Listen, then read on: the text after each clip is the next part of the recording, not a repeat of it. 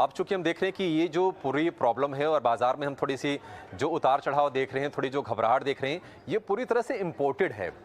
ये भारत की प्रॉब्लम नहीं है, इम्पोर्टेड है। हम उससे परेशान जरूर हो रहे हैं, लेकिन पिछले ट्रैक रिकॉर्ड अगर हम देखें तो जो भी इंपोर्टेड संकट आए हैं, भारतीय बाजार उससे निपटने में काफी हद तक सक्षम रहे हैं। तो ये मान के चल रहे हैं कि ये भी धीरे धीरे पीछे छूट जाएगा। आपको लगता है कि बाजार में जो करेक्शन आया है या फिर थोड़ा करेक्शन और बढ़ता है तो बल्कि निवेश का बढ़िया मौका है यहाँ पर, और खास तौर से बैंकिंग स्टॉक्स में अगर जो करेक्शन बढ़ा है उसमें और बेहतर मौके बन सकते हैं? संक्षेप में जवाब चाहेंगे आपसे। देखिए, पर्सनल फाइनेंस पहले पर्सनल होता है, तो अगर तो आपको बहुत डर लग रहा है और वोलेटिलिटी आपके टेम्परामेंट में नहीं है, तो मेरा ये मानना है कि कुछ मत कीजिए। आप कुछ टाइम, कई बार कहते हैं कुछ ना करना सबसे अच्छा डिसीजन होता है। इसको थोड़ा टाइम दीजिए, है ना? रिज़ॉल्व होने दीजिए, और अगर आपके पास कहते हैं कैश और करेज दोनों है, लिक्विडिटी भी है और थोड़ा करेज भी है, तो थोड़ा स्टैगर्ड वे में इसको करिए। मेरा ये मानना है कि अगर यूएस फेड पॉज़ करता है और बॉन्ड यील्ड्स थोड़ा-सा और नीचे आती हैं, क्योंकि बाज़ार फॉरवर्ड लुकिंग है, तो मुझे लगता है थोड़ा-सा ये अच्छा अपॉर्च्युनिटी बाज़ार दे सकता है, पर थोड़ा स्टैगर्ड वे में करिए।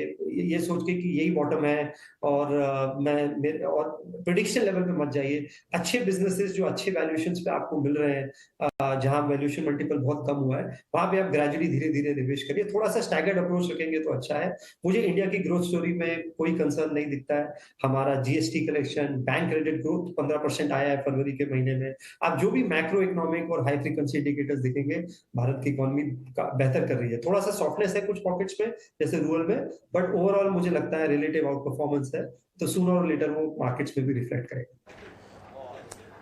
क्या किया कि हमारे कोशिश ये रही कि यहाँ पर भी बैंकों की साइज को बढ़ाया जाए, इसलिए एसबीआई की जो एसोसिएट्स बैंक था उसका एसबीआई मर्जर कर दिया। बहुत सारे छोटे छोटे जो सरकारी बैंक था आपस में 3-4 बैंकों को जोड़ के थोड़े बड़े साइज के बैंक बना दिए, और ये अच्छी रणनीति भी थी। अब हम जरा बाजार के निवेशकों के एंगल से अगर बात करें, अगर हम आपसे पूछें कि सबसे सेफ, सुरक्षित, मजबूत, अगर हम सरकारी या प्राइवेट दोनों अगर मिला लिया जाए और ग्रोथ के लिहाज से भी, तो आप कौन से वो 4 बैंक होंगे जिनका आप नाम लेना चाहेंगे? जैसे मैंने बोला, इंडियन बैंकिंग सिस्टम में मुझे कोई भी सिस्टमिक इश्यू नहीं लगता है। पीछे अदानी एपिसोड हुआ था, मैंने तब भी बोला था कि थोड़ा कंसर्न ओवरडन है।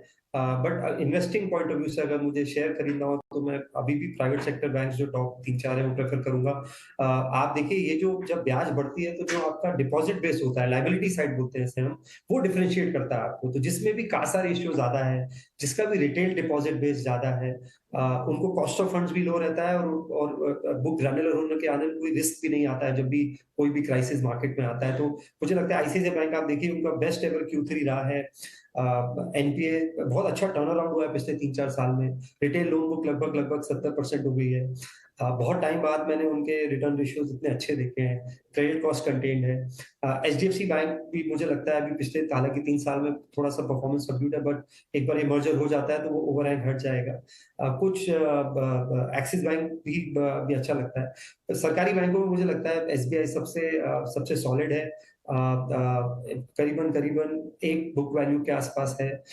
6 लाख उनकी बुक, जैसे मैंने बोला, लोन बुक बहुत अच्छा डाइवर्सिफाई किया। 6 लाख करोड़ की सिर्फ अब लोन बुक है, होम लोन और मॉर्गेज बुक है उनकी। क्रेडिट कॉस्ट 1% से नीचे है।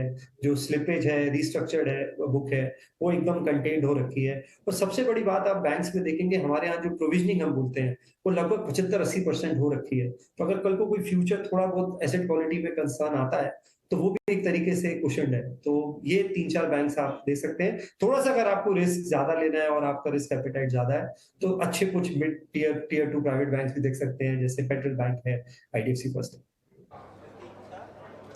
ठीक है, तो बैंकों के नाम भी ले लिए गुरमीत ने और बताया कि इसको 2008 के संकट से तुलना करना बिल्कुल ठीक नहीं है और वो स्थिति है भी नहीं।